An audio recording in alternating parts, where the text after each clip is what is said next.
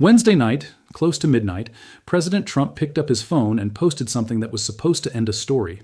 Instead, it confirmed the exact thing he was trying to deny. Massive amounts of munitions, he wrote, putting the word munitions in quotation marks himself, as if even he sensed the word needed some kind of distance from what everyone had just read a day earlier. Then, in the same post, he did something far more revealing than the reassurance itself. He threatened the people who had leaked the real numbers, calling their statements treasonous. Think about that sequence for a second. A president does not threaten prosecution over a leak that says nothing true. You threaten the leak that got it right. Subscribe now, because tonight we are walking through exactly what Trump said, what the report actually claimed, and why his own reaction just told you more than any spreadsheet could. Let's start with what actually happened in order, because the sequence here matters more than any single headline. On Wednesday, multiple outlets citing an independent defense analysis reported that American Patriot and THAAD interceptor stockpiles have fallen dramatically since this war began on February 28th, with one think tank estimating Patriot inventories down by roughly 65% and warning that rebuilding those stockpiles to pre-war levels could take 3 years or more. That reporting had already been building for days. General Dan Caine, chairman of the Joint Chiefs of Staff, had told a closed session of Congress back in April that a wider campaign against Iran could dangerously deplete the interceptors protecting American forces. Defense Secretary Pete Hegseth had testified before the Senate that Russia and China were, in his own careful phrase, at different levels helping and limiting Iranian operations, a statement CBS News described as somewhat unclear but notably more candid than the flat denials coming from elsewhere in the administration. The White House itself had reportedly told news organizations that publishing updated interceptor figures would put national security at risk. Read that timeline again. A 4-star general warns Congress. A cabinet secretary hedges in front of the Senate. The White House classifies the actual numbers. And then, late on a Wednesday night, the President of the United States sits down and personally writes a social media post insisting everything is fine, before pivoting immediately to threaten whoever told the public it might not be. That is not the behavior of an administration confident in its own talking points. That is the behavior of an administration that got caught between two positions it cannot reconcile in public. Let's talk about exactly what Trump wrote, because the wording carries more information than the headline suggests. Before we get to the wording itself, it helps to understand what a Patriot and a THAAD interceptor actually do, because the difference between having plenty and having enough is not the same question people assume it is. A Patriot interceptor is a short to medium range system designed to shoot down incoming missiles and aircraft close to the target it is protecting, typically a base, a city, or a fleet of ships. THAAD operates at a higher altitude, designed to catch a ballistic missile earlier in its flight path before it descends into the range where a Patriot would normally take over. Together they form a layered defense, each one covering a gap the other cannot. Losing depth in either layer does not mean losing all protection instantly. It means losing the margin for error, the number of simultaneous threats a single base or a single fleet can absorb before something gets through. A stockpile at 65% of its pre-war level is not a stockpile at zero. It is a stockpile that can no longer comfortably absorb a second or third wave of attacks the way it could 5 months ago. And that distinction, comfortable margin versus bare sufficiency, is exactly the distinction. A midnight reassurance post is not built to communicate honestly. He acknowledged that certain munitions are in what he called tighter supply after months of war with Iran. Notice that word, tighter, not fine, not abundant, tighter. That is an admission phrased as carefully as possible, buried inside a post whose main purpose was to project the opposite impression. He then insisted the United States has massive amounts of munitions available for use, adding that large amounts are being manufactured and shipped to the country as needed, and that defense companies are building the largest number of plants and factories in the nation's history. And then, in the same breath, he turned toward the people responsible for the reporting itself, warning that anyone leaking what he called treasonous statements about the matter would face consequences. Here's the part that should genuinely stop you, because it is the detail almost every outlet buried beneath the bigger headline. You do not threaten someone for leaking a lie. A lie discredits itself. You threaten someone for leaking a truth serious enough that its exposure damages you regardless of how forcefully you deny it afterward. The threat itself is the tell. If the stockpile numbers were genuinely healthy, the correct response to a false leak is simply to publish the real figures and let the leaker look foolish. Instead, the real figures stayed classified, and the response was a threat of prosecution. Think about what that actually means for a moment. This is not a partisan reading of a political statement. It is a basic structural observation about how governments behave when they are telling the truth, versus when they are managing a problem. A government sitting on genuinely reassuring numbers has every incentive to release them immediately and end the story in a single news cycle. A government sitting on numbers it does not want the public or its adversaries to see has exactly one tool left: control who gets to talk about them at all. Now let's zoom out and look at why this specific moment, this specific week, produced this specific reaction, because timing here is not incidental. It also matters what production actually looks like on the ground, because a promise to build more is not the same thing as more existing right now. Precision interceptors are not manufactured on a consumer electronics timeline. They require specialized guidance components, dedicated production lines, and trained technicians who cannot simply be hired overnight, and the defense contractors responsible for building them have publicly discussed multi-year expansion timelines even under accelerated funding. Announcing new plants and factories is a genuine signal of long-term intent, and it is also, by definition, a multi-year commitment rather than an immediate fix. A war that needs more interceptors this month cannot be solved by a factory breaking ground this month. The gap between announcing expanded capacity and that capacity actually reaching frontline stockpiles is measured in years, which means the reassurance offered this week describes where the country is heading, not where its stockpiles actually stand today. At the exact same time this stockpile story was dominating headlines, Iran and Oman were closing in on a bilateral framework to manage shipping through the Strait of Hormuz, a deal American officials have said will not include tolls or additional charges, according to a U.S. official who spoke this week. Iranian lawmakers had separately drafted a bill to regulate traffic through the strait entirely on their own terms, including restrictions on certain vessels and penalties for violators. According to Iran's semi-official Fars news agency, Iran's government continued to publicly deny that any direct negotiations with the United States were underway, even as Trump told Fox News the two sides had just completed what he described as an all-day negotiation that went very well.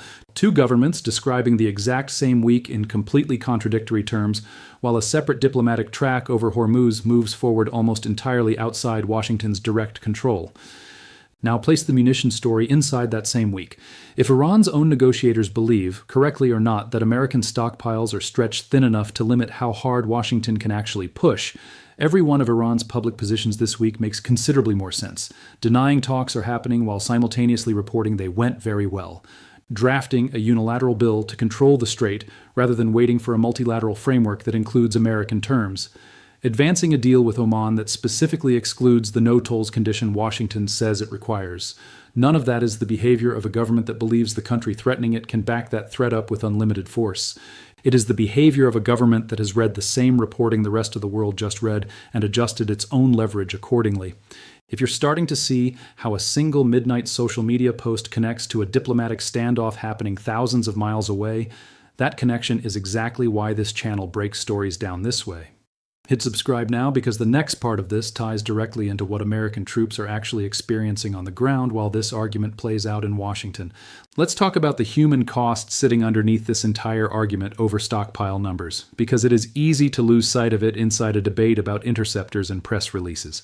As of this week, the Defense Casualty Analysis System recorded 18 American troops killed and 687 wounded since this war began on February 28th, including 4 killed and 270 wounded in operations specifically categorized as occurring on or after July 7th. Every one of those casualties happened under a defense posture that depended in part on the exact interceptor systems now reported to be running critically low. Whether or not the administration's public reassurance is accurate, the men and women actually stationed at bases across this region are not reading a social media post to find out whether their own defenses are adequately stocked. They are living inside whatever the real number actually is, regardless of which number gets published. Let's talk about the wider regional picture, because the stockpile question is not staying contained to a war over Iran's nuclear program and a shipping dispute in the Strait. A Saudi official told CNN this week that the kingdom is bracing for what it described as multiple coordinated attacks by Iraqi militias working alongside Iran-backed Houthi rebels, a warning that came as the Houthi movement itself claimed a large-scale military operation against Saudi troops. That is a fourth front opening inside a war that started as a two-country conflict, and every additional front that opens is another draw on the exact category of air defense inventory the CSIS report says is already running dangerously low. If interceptors are stretched thin defending American forces and allied shipping in and around Iran itself, a coordinated push against Saudi Arabia specifically tests whether that same stretched inventory can also protect a critical regional partner at the same time in a different country under a different set of rules of engagement. Now here's where we need to give the administration's position the strongest version of its own argument, because dismissing it outright would not be honest analysis. Trump is correct that American defense manufacturers are expanding production. The Pentagon has publicly signed multi-year framework agreements with major contractors specifically to accelerate output of exactly these interceptor systems, and expanding a defense industrial base genuinely does take real visible investment that takes time to show results but is not nothing. It is also true that the United States retains enormous residual capability across systems that were never part of the specific Patriot and THAAD figures cited in this reporting, including naval assets, air power, and other interception layers that were not the focus of the CSIS analysis. Anyone claiming America has been rendered defenseless is overstating a real problem into something it is not. But that Steelman runs into the same wall every time. If expanded production and residual capability were sufficient to fully answer the concern, there would be no reason to threaten the people who reported the underlying numbers. You do not need to silence a critic whose argument you can simply out-argue with your own stronger facts. You only reach for a threat of prosecution when the facts you actually have access to are less comfortable than the facts you are publicly presenting. Let's talk about why a leak like this happens in the first place, because leaks inside a functioning government are rarely accidental. There is a specific legal wrinkle worth understanding here as well, because the word treason is not a casual insult in American governance. It is a defined constitutional crime with an extremely narrow legal meaning, limited to levying war against the United States or giving aid and comfort to its enemies. Disclosing an unclassified or improperly classified defense assessment to a journalist, whatever else it might be, does not fit that constitutional definition in any straightforward way. And legal scholars who study government secrecy have long noted that officials reach for the word treason far more often as a rhetorical weapon than as an accurate legal description. Using that specific word rather than a more precise term like unauthorized disclosure or a security violation is itself a signal. It is designed to make the leak sound like betrayal of the nation rather than what it more plausibly resembles, an uncomfortable truth reaching the public through a channel the administration did not choose. General Caine had already told Congress about serious stockpile concerns back in April, in a closed setting, months before this became a public story. That means the information itself was known at the highest levels of the military well before the public conversation caught up to it.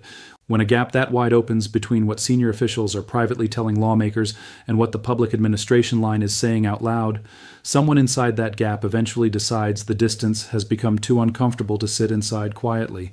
That is usually where leaks come from, not because a disgruntled staffer wants headlines, but because officials with direct knowledge watch a public denial grow further and further from an internal reality they can see clearly, and eventually decide the public deserves to see it too. Now think about what threatening that specific kind of leak actually accomplishes, and just as importantly, what it does not accomplish. It does not unpublish the CSIS analysis, which remains public and was produced independently of any government leak in the first place.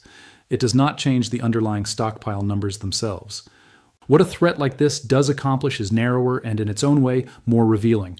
It signals to every other official inside the government who might be considering going to a reporter with an uncomfortable truth that doing so now carries the explicit risk of a treason accusation from the president personally.